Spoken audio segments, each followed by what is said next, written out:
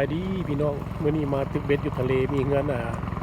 เศรษฐีอเมริกาอยู่แคมป์ทะเลเขามาแต่เวียกขี่ยนต์มาพี่น้องเอายนต์มาลงอยู่ข้างหลังเงินเลยพี่น้องยนต์เฮลิคอปเตอร์กำลังลงพี่น้อง บรรยากาศให้เบิ่งด้วยพี่น้องเด้อเงินหลังนี้มียนต์มีฮอดยนต์พี่น้องกำลังลงมีเดินยนต์อยู่ข้างหลังมีข้างหลังเงินเขาเจ้ามันเป็นแคมป์ทะเลแบบเขาเจ้ามาซื้อเงินแล้วก็มียนต์เวลาเขาจะมาเฮือนมาพักผ่อนเขาจะก็เอายนต์มาลงว้าวได้ภาพบรรยากาศยนต์กำลังลงแล้วเข้าในหลังเฮือนแล้วอาจจะมีเดินน้อยๆอยู่ข้างหลังเฮือนหรือพี่น้องเดินยนต์เฮลิคอปเตอร์หรือว่าเดินยนต์น้อย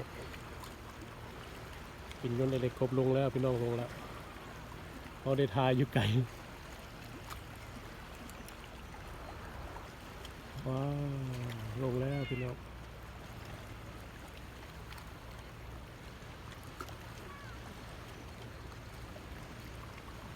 เงินทรายทะเลเขาเจ้ามาพักผ่อนเขาเจ้ากับมาลง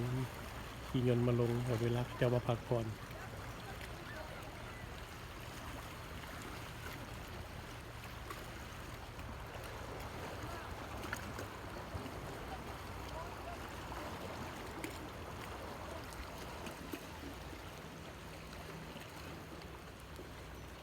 ก็สิประมาณนี้เนาะพี่น้อง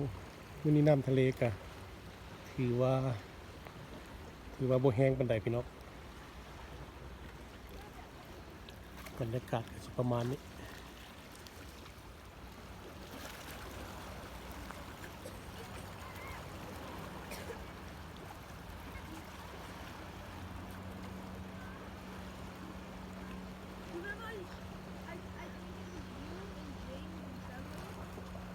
ว้าวเงินหลังนั้นแหละพี่น้องอยู่บนโน้นนั่นแหละมียนต์ขี่ไปขี่มายามมื้อเช้าเขาเจ้ามาแต่เวียก2-3 มื้อเขาเจ้าก็มาลงพักผ่อนอยู่เงินเขาเจ้าเทื่อนึงบางเทื่อก็เดือนนึงเขาเจ้าก็มาพักผ่อนอยู่เงินทรายทะเลของเขาเจ้าเป็นมหาเศรษฐีมีมาซื้อเงินหลังนึงทรายทะเลบ่แม่นถึกๆเลยพี่น้อง7-8 ล้าน10 กว่าล้านก็มี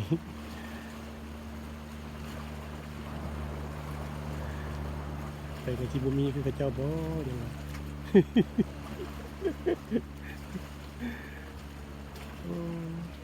เห็นยนต์เห็นเขาเจ้ามีแล้วสวรรค์เขาเจ้าคนอเมริกามหาเศรษฐีพี่น้องบ๊ายบายเด้อพี่น้องเด้อชาตินี้ฮะเขากับซีมีน้องเขาเจ้าอยู่บ่พี่น้องบ๊ายบาย